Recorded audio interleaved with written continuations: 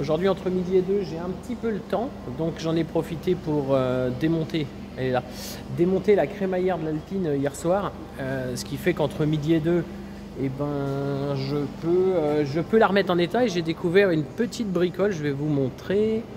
En fait, alors, ça c'est une crémaillère de direction classique sans direction assistée. S'il y avait eu la direction assistée, il y aurait ou un vérin externe ou un vérin interne avec des commandes hydrauliques ou alors carrément en électrique. Bon, là on est sur une crémaillère directe, hein. Je tourne le volant, j'agis directement, donc en fait je tourne ici. Et vous voyez, hop, elle s'allonge, hein, ou elle réduit. Donc une crémaillère, tout ce qu'il y a de plus simple. Avec, et j'ai une petite surprise, alors ce qui m'ennuie c'est que elle est style vieillotte, hein, donc je vais la restaurer avant de la remettre sur le châssis qui sera restauré. Et j'en profite pour bien dégripper tout ce qui est fixation, parce que c'est pas une fois que c'est dans la voiture et que j'ai pas d'accès et que je dois chauffer au chalumeau que je me pose la question de dégripper tout ça. Donc j'en profite pour contrôler les rotules, donc rotules de direction, rotule axiale qui est à l'intérieur, je vais démonter. Contrôler si elles n'ont pas du jeu, c'est le moment de les changer si elles ont du jeu, c'est plus facile là maintenant.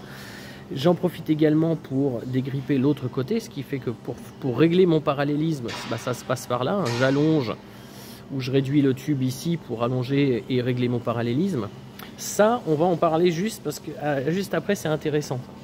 Et en fait, surprise, donc toutes les crémaillères ont un piston de réglage pour le jeu interne de l'axe, c'est-à-dire que l'axe est dedans, et pour gérer le jeu, il y a un piston qui est ici avec un ressort pour ce modèle-là, des cales de réglage et un couvercle. Alors certains c'est comme ça, d'autres c'est un piston qui est réglable par vissage, hein. Les nouvelles voitures sont comme ça. Petite surprise, le joint d'étanchéité qui est ici, il fait plus du tout son taf, de l'eau a dû rentrer, mon piston est grippé dedans. Donc le jeu est bon, mais si le jeu devait s'augmenter, le ressort ne ferait plus le boulot. Donc ce que je vais faire aujourd'hui, je vais sortir mon piston qui lui doit être en acier dans un corps en alu, donc je pense qu'il va sortir. Je vais tout bien nettoyer, mettre un joint neuf, remettre mes cales de réglage, mettre de la graisse, et à ce moment-là, le jeu de la crémaillère sera contrôlé en permanence via le ressort. Donc ça, il est plutôt sympa de le voir aujourd'hui que de le voir une fois que c'est dans la voiture avec un accès qui est hyper limité. Sur l'Alpine A310, ici, j'ai pas de montage conique comme les voitures modernes. C'est-à-dire que les voitures modernes, on va les voir. Ça, c'est une voiture moderne. La rotule est enfoncée dans le pivot, c'est conique, et un boulon pour fermer. Il n'y a pas de réglage en hauteur. Il n'y a pas de possibilité de réglage, hein. L'Alpine A310, c'est réglable. C'est-à-dire que ce n'est pas un montage qui est conique. Je peux rentrer plus ou moins la rotule, pardon. Je peux la rentrer plus ou moins haute. Alors ça va avoir une incidence sur la variation de parallélisme avec ma hauteur de caisse. C'est-à-dire que là, on voit qu'il y a un angle à respecter. Le problème, c'est que si je rabaisse ma voiture, l'angle n'est plus respecté. Donc je dois régler mon parallélisme parce que les roues vont avoir tendance à s'incliner comme ça. Par contre, sur les bosses, la variation de parallélisme va pas être bonne. Donc il faut essayer de respecter cet angle de descente.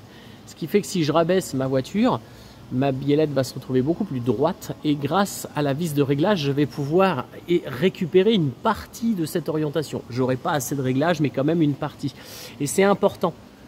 Voilà, sur les voitures modernes, on rabaisse plus les voitures et c'est pas réglable. Sur celle-ci, si je rabaisse ma voiture, il est assez important que j'aille jeter un coup d'œil sur l'enfoncement de mes rotules. Donc je peux plus ou moins sortir ma rotule. Donc voilà, cette crémaillère, je vais la démonter en tout cas en partie, hein. Je ne vais pas sortir le truc à l'intérieur, mais je vais bien dégripper mes vis de fixation, graisser mes rotules, vérifier les rotules, enlever les soufflets, les nettoyer, les remettre, repeindre le corps, parce que là, la peinture anti-corrosion, c'était dans une autre époque. J'en profite pour bien nettoyer les fixations de crémaillère, hein. Ça c'est comme ça, et puis ça me tient la crémaillère. Regardez un peu le choc. Donc ça, c'est une vis qui doit être changée, d'une parce qu'elle est vrillée, elle n'est plus dans l'axe, et puis elle est sûrement moins solide qu'une bonne, quoi. Donc il faut que je retrouve une vis. La boulonnerie, j'en ai un petit peu, je vais la remplacer, et le reste je vais nettoyer. Alors en parlant de boulonnerie, l'autre jour je vous avais dit, j'ai commandé, alors ça c'est les jantes de la Noire qui sont en cours de réfection, donc elles sont intégralement démontées. Là on peut voir donc un voile extérieur, le moyeu qui lui va être peint en doré, nettoyé, peint en doré. une cale entre les deux moyeux. Pardon, j'arrive pas à l'attraper.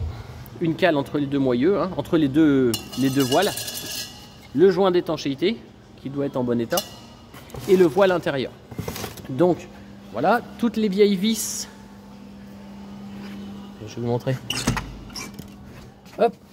Bon bah les vieilles vis c'est ça. Bon bah c'est pas top. Donc ça, je vais les remplacer. J'ai récupéré les rondelles en alu que j'ai nettoyées. Bon bah faut du temps, hein. Les rondelles en alu qui vont en fait comme ça. Et ça coûte un peu, mais j'ai pris chez Bricovis. Hop, là on voit le truc. Bricovis sur internet, de la vis inox N4 pour la solidité. Vis, écrou nil stop. Voilà, les rondelles en alu je les récupère. Les rondelles en acier qui vont derrière pour celle-là je vais les récupérer. Et puis ben j'en ai pris pour la PAC GT. Alors là il y a des rondelles qui sont visibles, donc j'ai tout pris en inox, voilà, pour la PAC GT. Donc tout ça, ça avance. Bon bah il faut de l'huile de coude, il faut du temps, hein.